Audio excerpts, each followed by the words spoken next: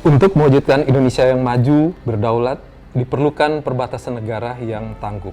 Salah satu bentuk penguatan kedaulatan di perbatasan negara adalah kemandirian masyarakat berbasis potensi yang dimiliki, berupa potensi unggulan wilayah yang dimiliki oleh masing-masing wilayah sesuai dengan karakteristiknya. BNPB yang terdiri dari lintas kementerian, lembaga, dan pemerintah daerah mendorong pengembangan kawasan perbatasan strategis nasional ini yang dibentuk melalui Pusat Kegiatan Strategis Nasional atau PKSN sebagai kawasan dengan karakteristik perkotaan untuk mendorong pertumbuhan atau pengembangan kawasan perbatasan negara. PKSN ini sekaligus juga menjadi pusat pertumbuhan ekonomi baru untuk kawasan sekitarnya yang dapat mendorong pengembangan potensi dalam negeri untuk diekspor ke negara tetangga serta menghasilkan komoditi-komoditi yang bersaing di pasar internasional, dalam hal ini melalui negara tetangga. Salah satu upaya yang dilakukan oleh pemerintah adalah mengembangkan ekonomi pada pusat kegiatan strategis nasional dengan dua pendekatan. Pertama, pendekatan pengolahan sumber daya ekonomi, dan yang kedua adalah pendekatan peningkatan nilai tambah ekonomi. Kedua pendekatan ini menjadi landasan kebijakan lintas sektor yang mencakup sektor pangan, pertanian, kemaritiman, perikanan dan kelautan, industri pengolahan, pariwisata, ekonomi kreatif, hingga ekonomi digital. Untuk itu melalui identifikasi potensi ekonomi di PKSN ini yang selanjutnya diwujudkan dalam bentuk video dokumenter ini diharapkan dapat menjadi input kebijakan atau referensi pengambilan keputusan untuk mendukung akselerasi pengembangan kawasan perbatasan yang berbasis potensi sumber daya, baik manusia maupun sumber daya alam yang dimiliki oleh kawasan perbatasan negara.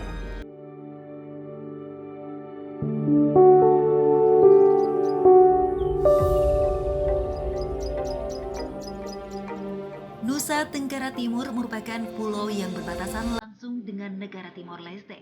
Salah satunya ibu kota dari Kabupaten Timur Tengah Utara. Kota itu bernama Kefamenanu.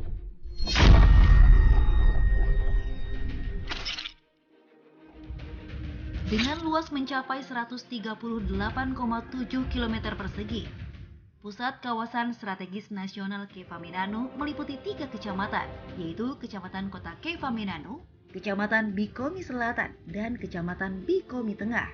Kota ini dihuni oleh sejumlah penduduk sebanyak 69.480 jiwa. Di sebelah utara berbatasan dengan wilayah Kecamatan Miomavo Timur. Sebelah barat berbatasan dengan wilayah Kecamatan Bikomi Selatan dan Kecamatan Bikomi Tengah. Sebelah selatan berbatasan dengan Kecamatan Bikomi Selatan. Sebelah timur berbatasan dengan wilayah Kecamatan Insana Barat. Kota ini memiliki potensi sangat besar dan beragam mencakup sumber dayanya seperti pertanian, perkebunan, peternakan, pariwisata, dan kerajinan rakyat.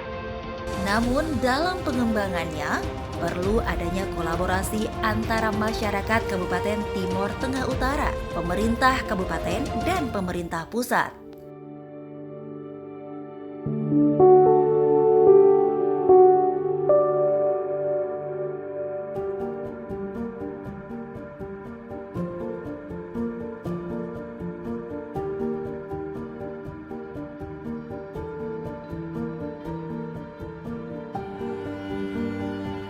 Perjalanan kami selama ini yang menjadi kendala itu yang pertama itu curah hujan, kadang tidak menentu.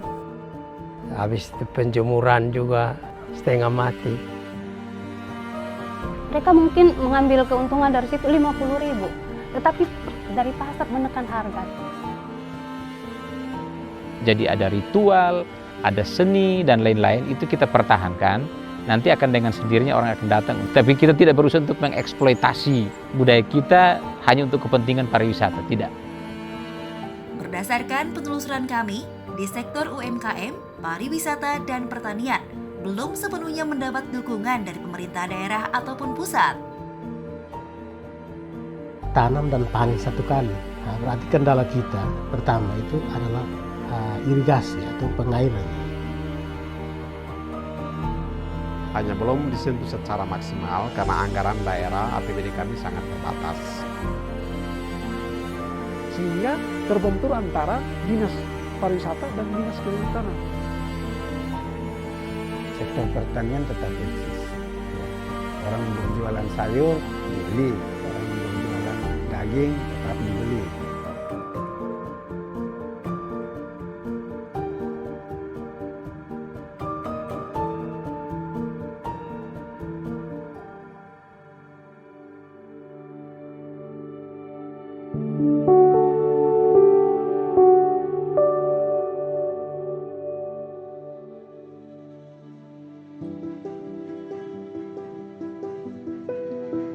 Jika merujuk pada sejarah lahirnya Cave Amenanu pada seabad yang lalu, ada seorang tentara Belanda menunggang kuda sedang mencari air segar untuk diminum.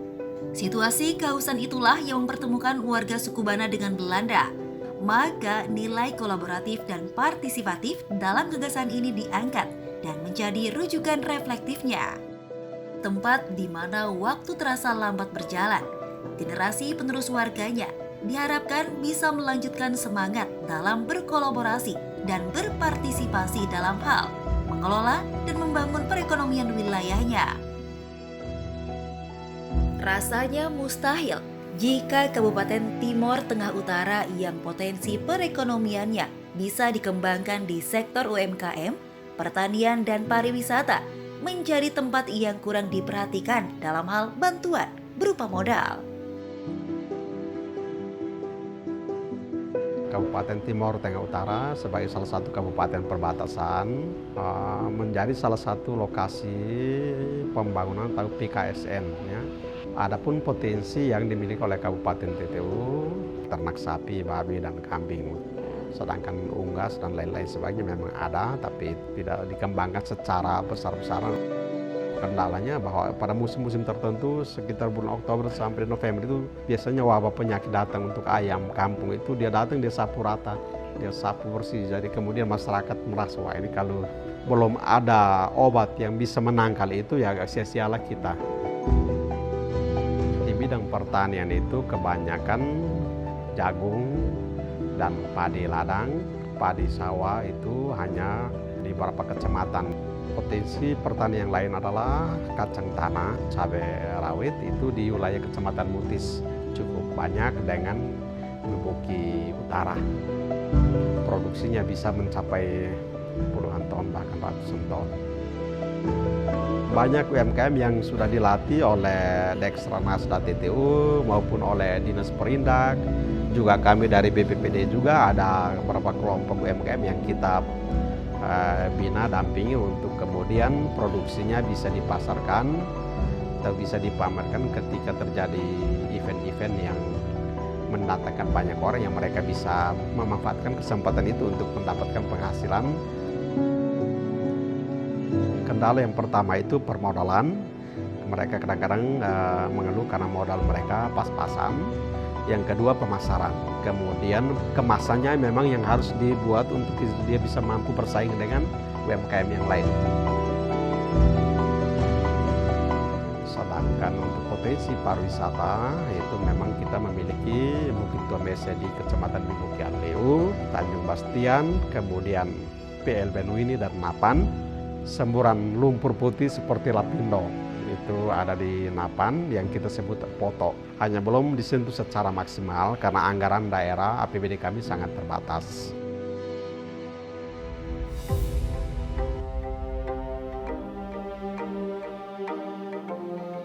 Hasil dari sektor pertanian sangat berkontribusi dalam perkembangan ekonomi di Kabupaten Timor Tengah Utara. Komoditas seperti padi, jagung, kacang-kacangan, dan umbi-umbian sudah menyandang predikat primadona. Menjadi sektor unggulan bukan berarti tak ada masalah. Kurangnya bantuan berupa fasilitas untuk pengairan dan pembagian pupuk bisa mempengaruhi proses produksinya.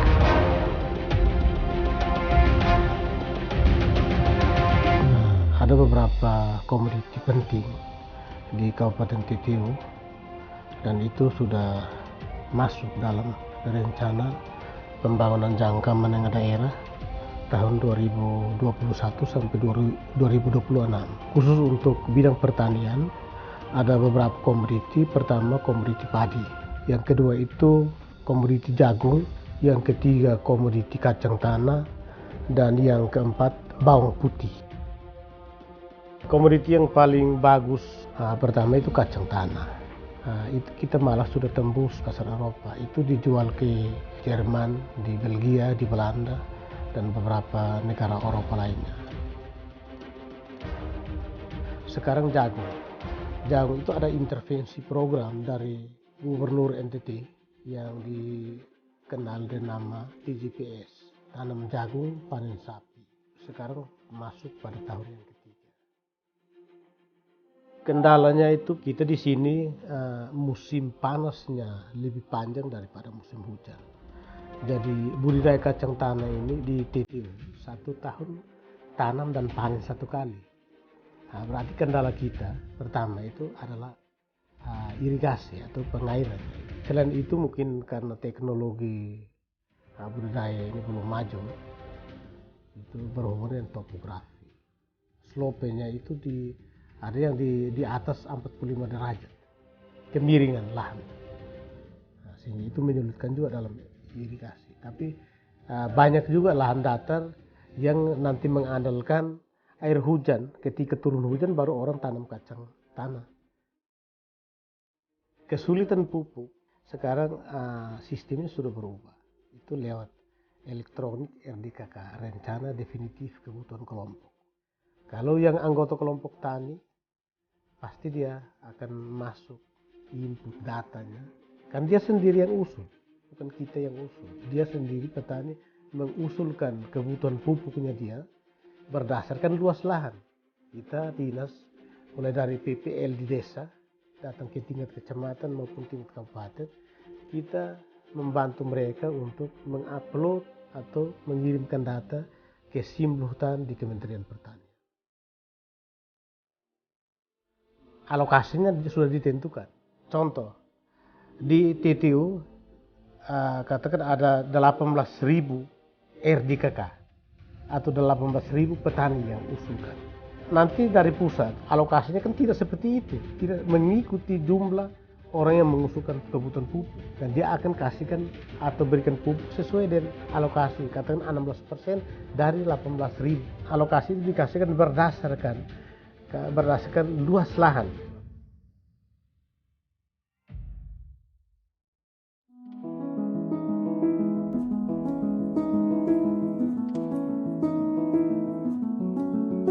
Letaknya yang berada di tengah perbatasan antara Indonesia dengan negara demokrasi Timor Leste menjadikan kota Kefamenanu jauh dari jangkauan pemerintah pusat.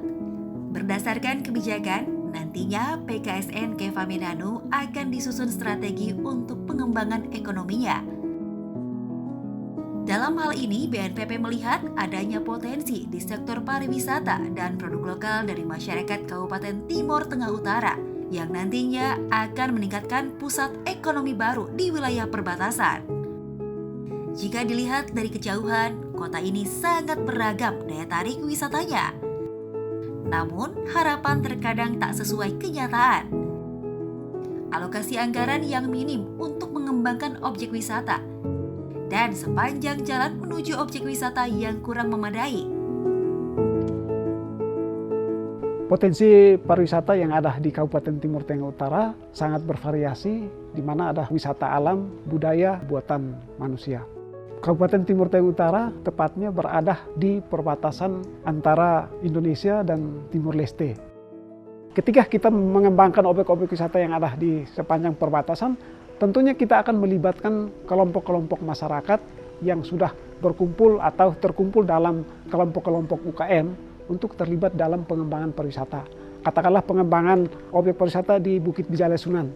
Tentunya kita sudah akan membuat zona-zona. Ada zona untuk kuliner, ada zona untuk UMKM yang nantinya akan menjual hasil-hasil produk masyarakat seperti souvenir-souvenir atau arsop. Kuliner juga kita akan mengajak masyarakat untuk menyediakan kuliner yang produknya adalah makanan-makanan lokal. Nah, ini tentunya akan meningkatkan pendapatan masyarakat. Apalagi sepanjang perbatasan di TTU dengan Timor Leste ini, itu adalah program Pak Presiden, yaitu jalur merah atau sabuk merah. Kita belum mengembangkan objek wisata atau pariwisata secara maksimal di perbatasan ini karena memang banyak hambatan-hambatannya. Hambatan-hambatan itu antara lain yang pertama, pengalokasian anggaran yang memang sangat minim. Kita tidak bisa berbuat banyak dalam pengembangan sektor pariwisata. Yang kedua, accessibility atau perhubungannya. Jalan infrastruktur menuju ke objek-objek wisata yang ada di sepanjang perbatasan itu belum memadai. Masih ada yang jalan tanah, ada yang jalan agregat, jadi belum aspal sampai ke objek-objek wisata yang ada di sepanjang perbatasan. Dinas Kebudayaan dan Pariwisata juga belum menyiapkan sarana dan prasarana seperti MCK, air bersih. Ini juga belum kita siapkan secara maksimal karena memang terbentur anggaran yang sangat terbatas. Yang berikut lagi, potensi-potensi pariwisata yang ada di Kabupaten Timur Tengah Utara ini, sebagiannya itu masih ada dalam kawasan kehutanan. Sehingga terbentur antara dinas pariwisata dan dinas kehutanan. Di mana itu harus proses alih fungsi dulu kawasan itu. Tidak hanya sarana prasarana infrastruktur jembatan dan jalan, tetapi juga termasuk titik-titik tertentu itu belum terjangkau sinyal secara baik. Kita sudah menghimbau, mensosialisasikan sektor pariwisata terkait dengan multiplier efek pembangunan pariwisata kepada masyarakat, dan mereka antusias untuk terlibat dalam pembangunan pariwisata. Namun yang sekarang ini menjadi hambatan itu adalah aksesibilitinya.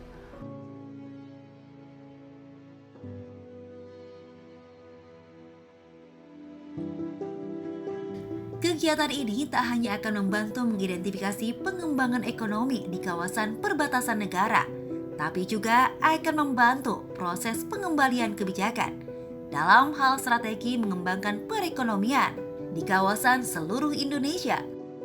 Dapat diketahui bahwa kontribusi besar kota Keva Menanu ada pada sektor pertanian. Komoditi utama yang paling banyak ditanam adalah jagung seluas 6.372,30 hektar dan produksi mencapai 37.656,29 ton.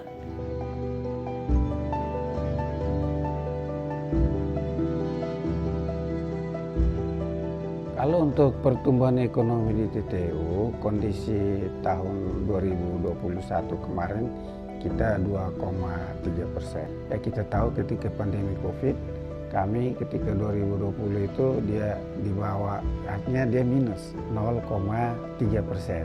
Ya, 0,3% karena kondisi COVID, tetapi setelah itu tahun 2021 kemarin 2,3%. Kita optimis 2022 karena setelah COVID 2021-2022 semua sektor berjalan. Sektor transportasinya, sektor pertaniannya, perdagangan, baik jasa dan lain-lain semua berjalan. Faktor yang menjadi kendala itu adalah air. Khusus di NTT secara keseluruhan dan TTU secara khusus, curah hujan itu paling maksimal 4 bulan. Kadang bisa 9 bulan itu musim panas, musim kemarau.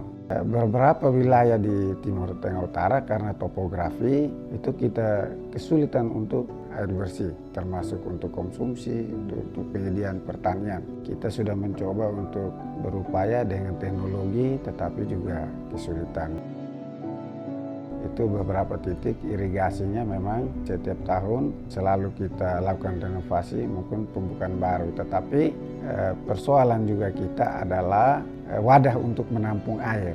Ya, misalnya pembangunan embung atau pembangunan bendung. Kalau di TTU itu bendung hanya ada di Mena, satu saja itu bendung. Dengan area luas tanam itu kurang lebih 4-5 ribu hektar.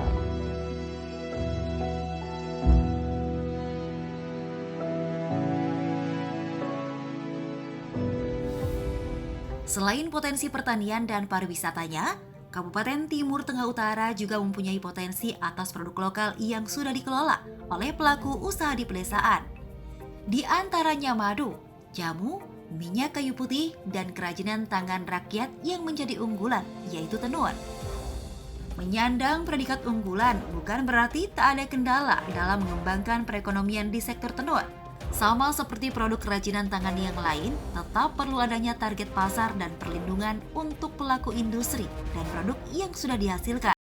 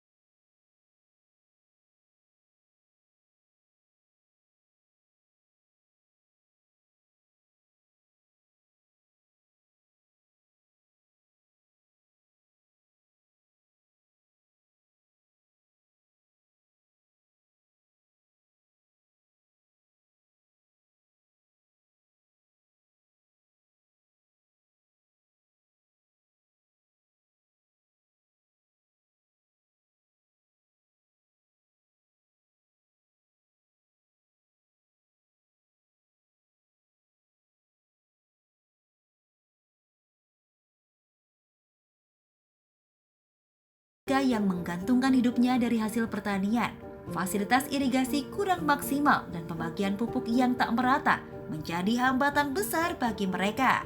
Terlebih ketika musim panas tiba, akibatnya hasil panen yang tidak menentu.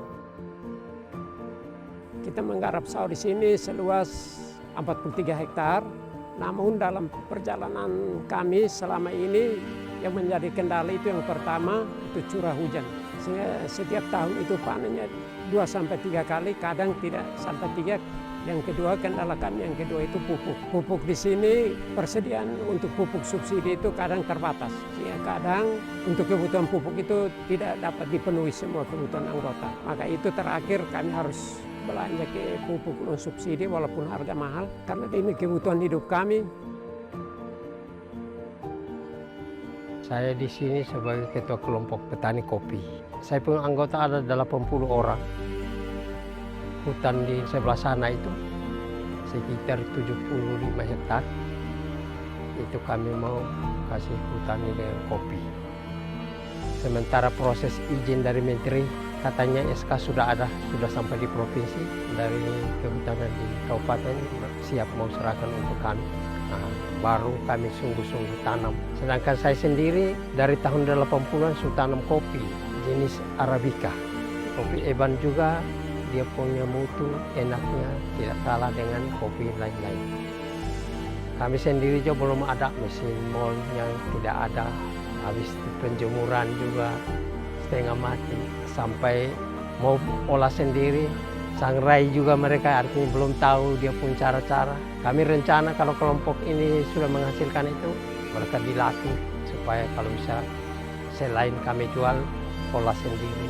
Ya saya harap kalau bisa pemerintah bantu kami dengan alat-alat pasca panen.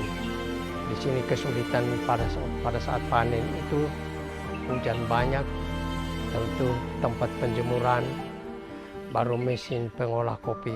Supaya selain kami pasarkan keluar, kami juga olah sendiri gitu.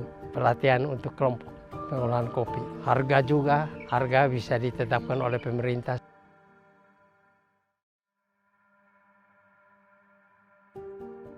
Adanya tujuan pembangunan yang telah ditetapkan oleh BNPB yaitu meningkatkan perekonomian pariwisata budaya, mengajak wisatawan lokal atau internasional. Salah satunya Kampung Adat Bikomi.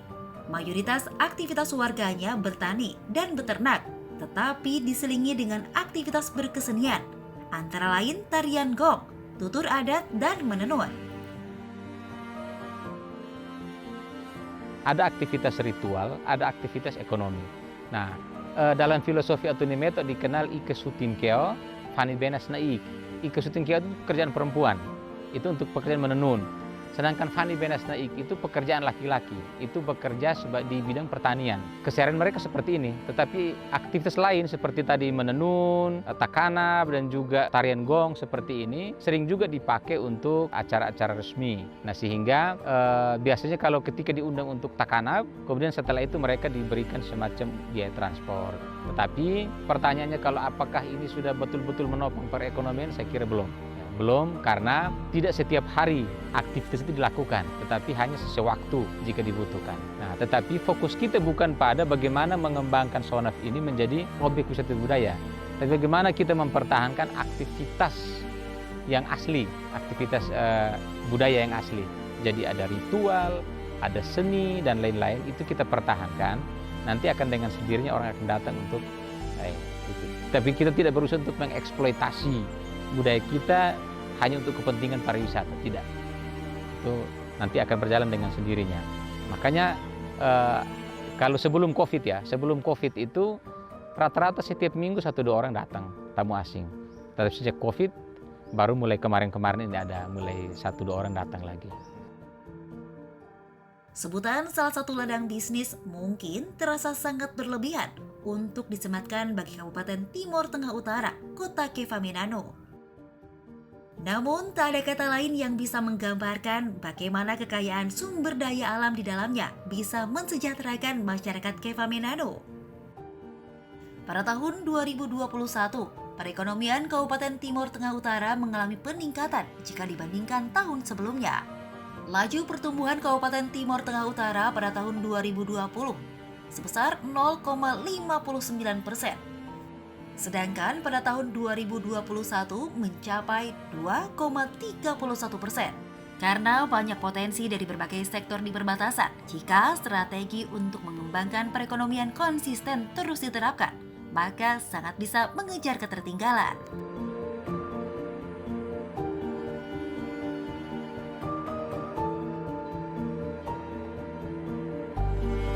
Dengan adanya identifikasi potensi ini dapat menginformasikan kepada seluruh stakeholder terkait sehingga sumber daya yang dimiliki di Kefamenanu, Nusa Tenggara Timur dapat meningkatkan kesejahteraan masyarakat di perbatasan.